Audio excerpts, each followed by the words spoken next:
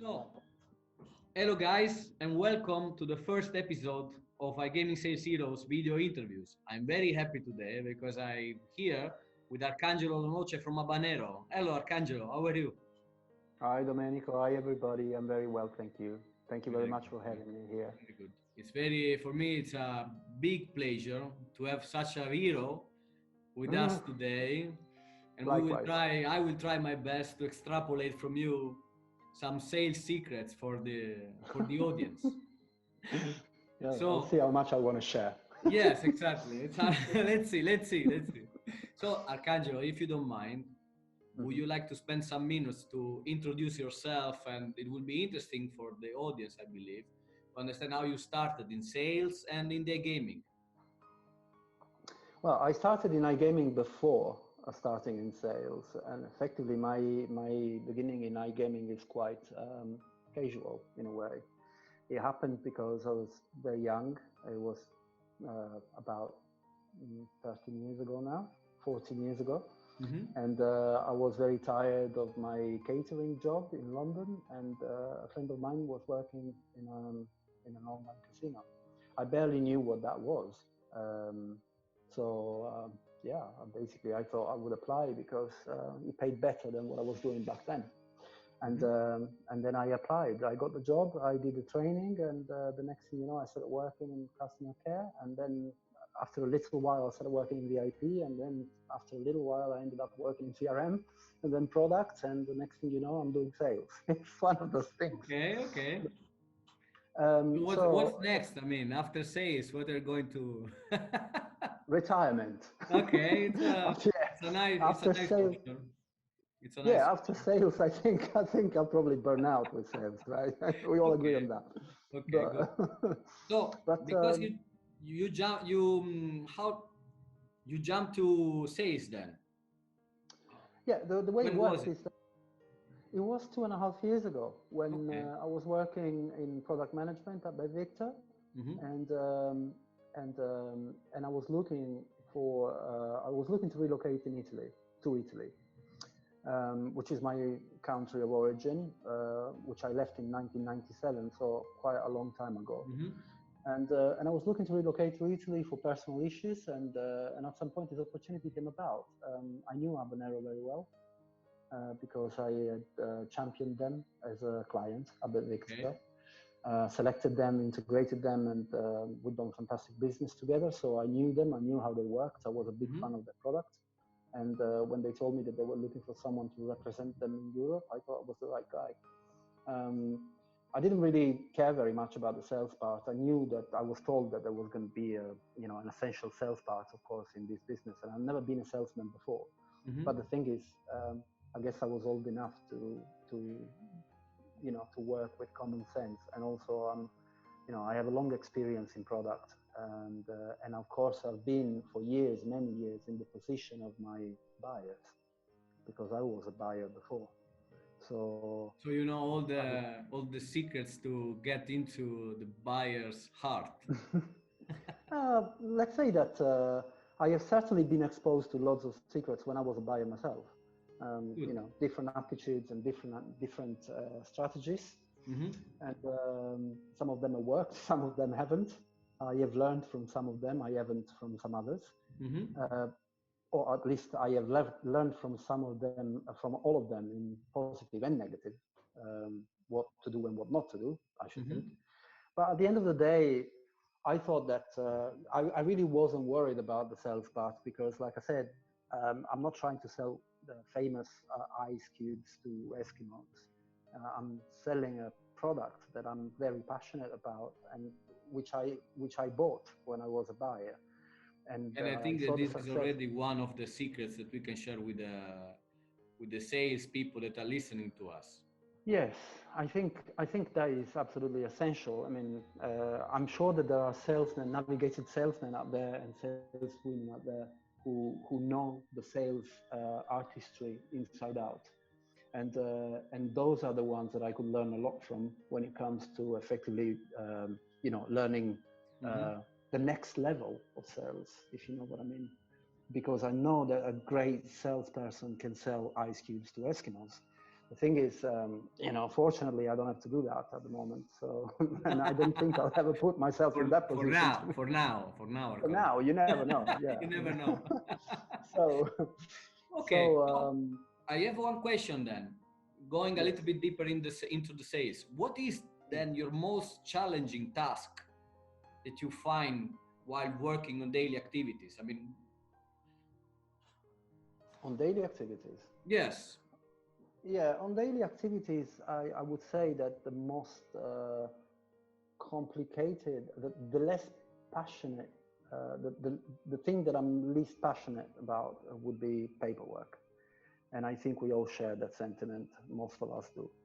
Because we are natural. I think if we end up in this part of the job, and if we stick with it and achieve a certain level of success, it means that we are naturally prone to it. We enjoy the challenges, we enjoy the the negotiation, we enjoy the tricks, we enjoy the confrontations, and we enjoy opportunities, we enjoy growth, and we enjoy to build partnerships.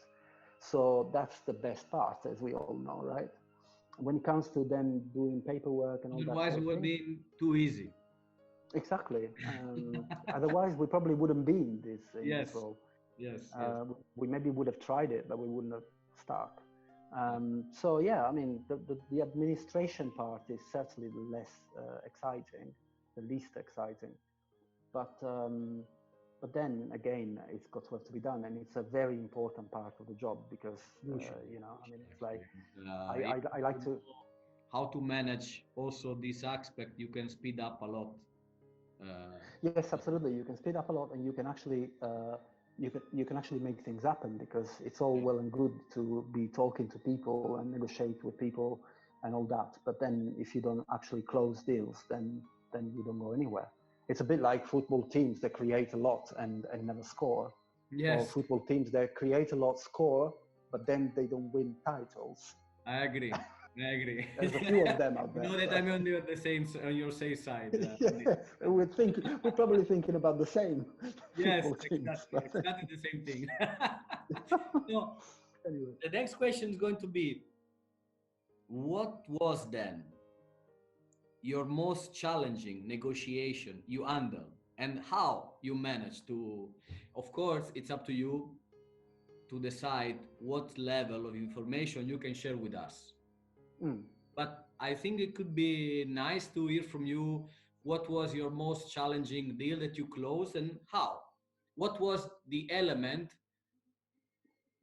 that helped you to got that very difficult deal?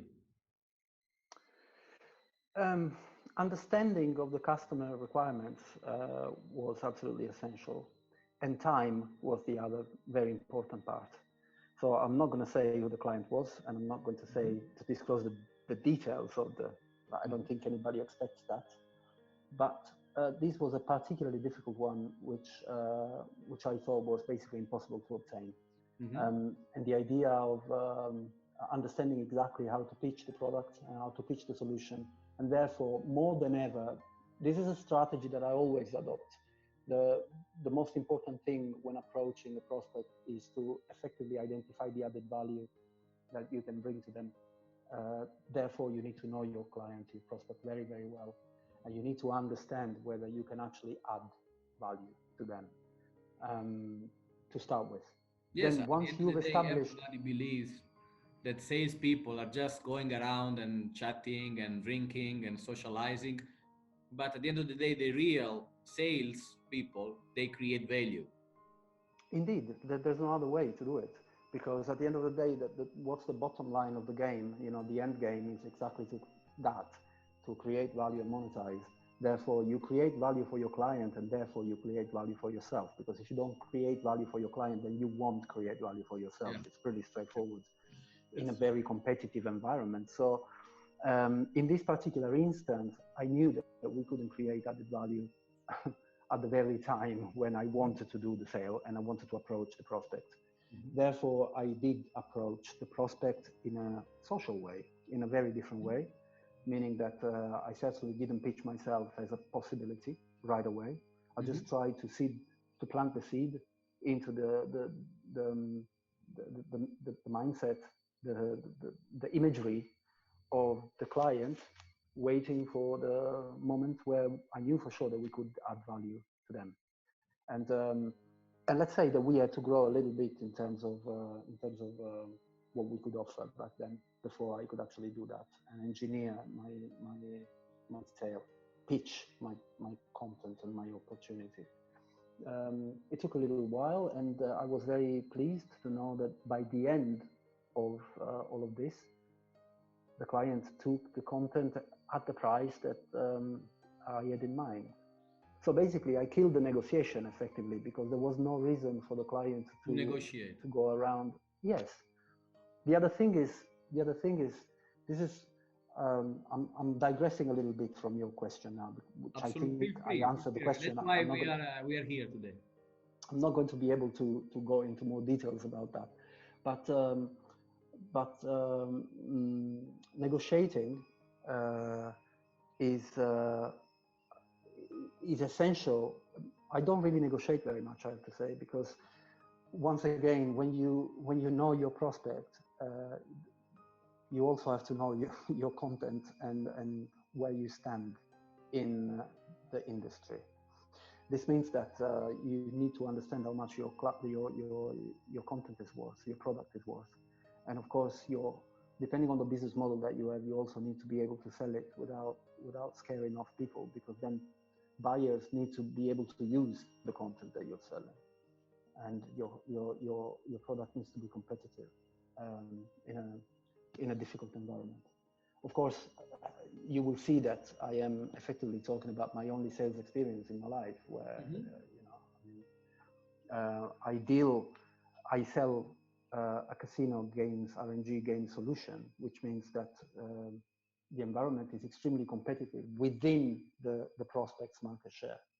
And actually, I want to add, let's say, an additional question related to this aspect, because from time to time you hear from people that, selling a casino, it's quite easy, because at the end of the day, what operator will not ask to get a specific casino provider? And then probably the most challenging thing is to let the integration happen. What is your opinion about it? It depends. It depends. I don't think the selling is necessarily that easy. Sometimes you need to be, I believe that I need to be proactive in selling. Therefore, I need to be a couple of years ahead, at least, of the curve. So I need to know who's going to be my buyer in 2 years' time.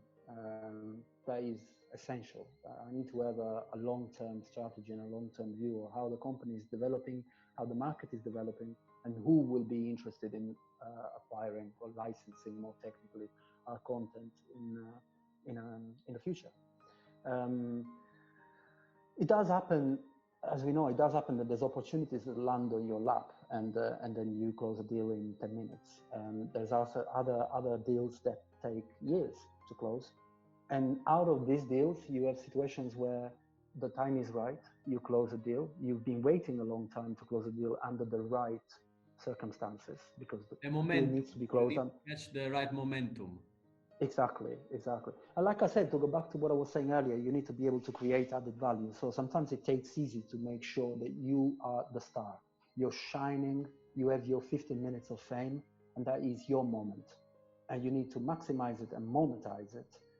It doesn't make, to me, the way I see the way we do business and the way I see the progress of the product that I'm selling at the moment, it doesn't make any sense to just sell for the sake of selling, like I said earlier, just to create new opportunities for the content to be out there and be possibly another one of many others, that doesn't get any chance.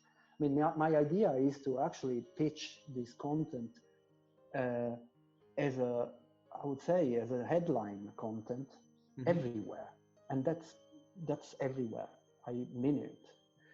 Which means that effectively sometimes, like I said, the time is right to do the deal, and it means that the client is ready to integrate you.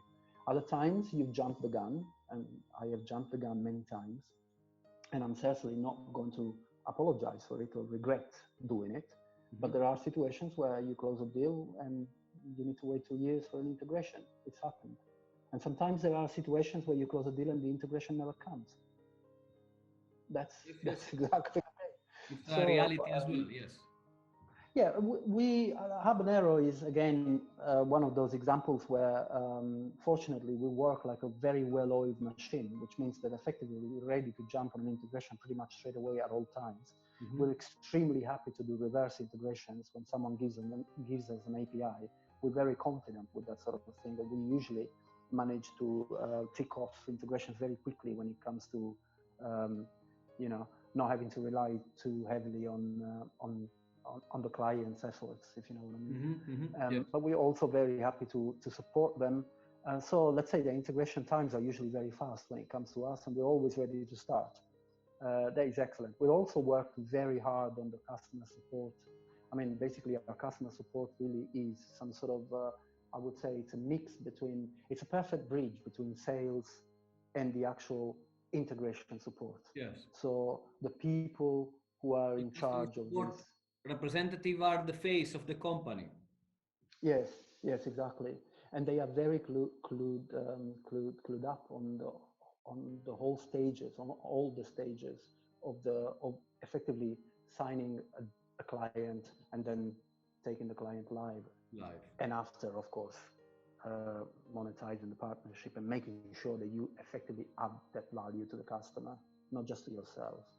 Good. Because if you don't add value to the customer, you might be very happy to go live with a customer, but it won't last very long. If there is no value, there is no value, and they know that there is no value. They see it, obviously. So if there's no value for them, there's no value for you. I agree.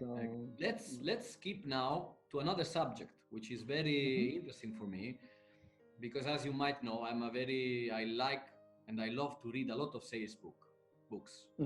So I have a question for you. What are your favorite sales books that you are keen to suggest to the public? I have read none. Good. I've never read a sales book. But I believe that I really cannot recommend any because I've never read one. The first one that comes to my mind is The Idiot by Fyodor Dostoevsky, which is obviously not a sales book, but it's a very interesting investigation and very deep investigation of the human mind and what power and success means, and personality means as well as roles and status. Even though it's not, let's say, a sales book, I will write it down in my library list on the website. So yes, all the people will have access to the title as well. Yes, because I do believe that it's a great read for everybody, and it contains lots of tips effectively on how to go about life and make sure that your role in life in general is a successful one by staying yourself and being yourself to the end, which I believe is one of the biggest secrets about selling. It's extremely important. Yes. At the end of the day, we are what we are, and even though we try. There are some people that are trying to behave like some other people. At the end of the day, your true nature will appear anyway. Comes out. Yes. Absolutely. I mean, some people are even too easy to read. As a buyer, I've been in a situation where some salesmen were a little bit too easy to read. As in, it was very easy to understand that what they were telling me wasn't really quite, what I should have heard. And they show because usually people start, sweating a bit when they're telling you lies. So, and I believe that I don't know if I'll ever have to sell something that I'm not particularly happy about. I hope I won't have to. But I don't think it will be. You will get any good result in general if you don't believe in the product. If you're not happy, I'm not so sure that you will manage at the end to convince people to buy from you. let's put it that way. If I ever get to a point where I have to sell something I'm not completely 100% sure about, then I will spend a lot of time reading sales books because I will definitely recognize a need for that. Yes, but well, even I can suggest, I can tell you because based on my experience, even though you read books, if you don't believe in the product, you will not even have any energy really to do that, and you will spend actually all your energy finding another product Yeah. that you believe more to sell. Yes, yes, I completely agree with you. That's the reason why, from my point of view, sales is. I thought before I even joined this realm, I thought it was some sort of smoky world which wasn't very clear. Full of tricks, full of different, strategies and everything. Like I said, I probably was lucky to hit this sweet spot at a certain age, Hmm. where I can quite confidently carry myself, I've been able to make a decision about what I want to do, and I found myself an amazing vehicle that actually makes it really easy for me to sell. So So I can that's let's go to the last question, the most yes. important one. What are then your iGaming sales heroes, super secrets that you want to share with us? Is there anything that you feel, let's say, this is my how, let's say, you managed to close the deals that you managed to do? Oh, I think that most of the things that we've been talking about really contain um, a lot of the secrets that I might now enumerate. So, of course, it's be yourself, know your product very, very well, know your prospect very, very well. Think about your prospect as if you were already providing um, the product that you want to sell. So your prospect, this is the way I approach it personally. I think it works very well. I agree. Um, you should be your prospect should be your client way before you signed your prospect, even before you've spoken to your prospect. You need to understand, you need to know your prospect, you need to understand what value you can bring, how you can bring it. You just need to then be able to present it in the best possible way without fluffing about. um, we live in a world where people don't have time, so we work in an industry where people have even less time. so It so looks we need like to make that. sure. Definitely. Even now, where we're all Even stuck now, at yes, home, yes, everybody's incredibly busy. So, yes. so, so we need to make sure that we're able to present in the best possible way, uh, without ever letting the attention of your client wander out of what you're trying to communicate. But what you're trying to communicate needs to be solid. It needs to be really, really solid. There is no space for half-baked I information agree, when Arcangelo. you sell. So this is the very basic. If I could add something, I find it incredible to having to do it, but be nice. That's another massive secret that a lot of people seem to ignore.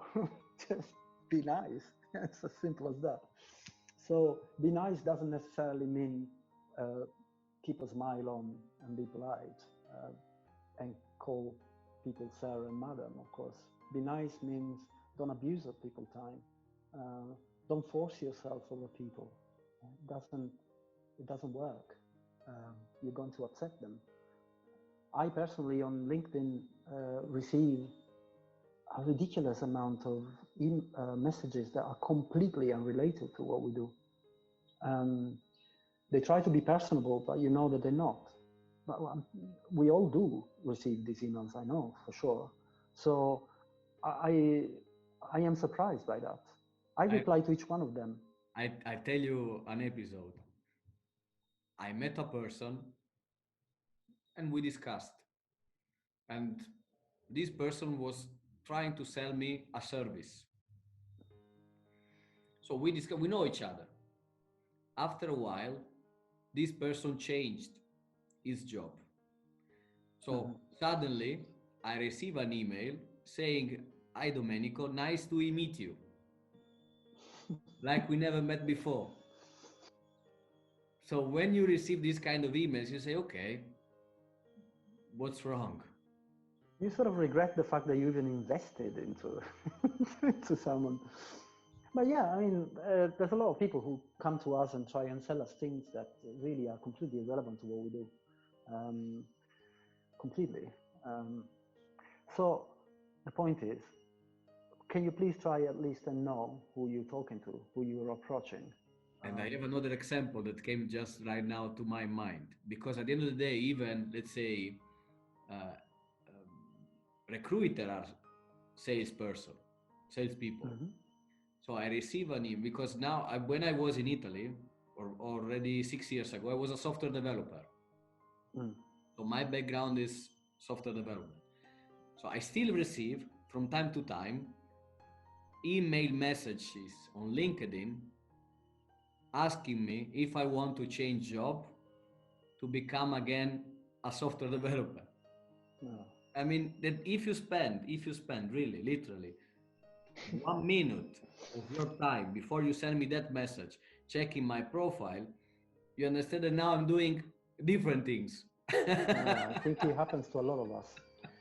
But yeah, the point that I was making is really, I mean, the point is not that you upset me. I mean, at the end of the day, I'm never going to buy your product if you send me something that's not relevant. Okay. The Yes. point is that you will miss out on the opportunity to effectively sell to the people that you need to sell to.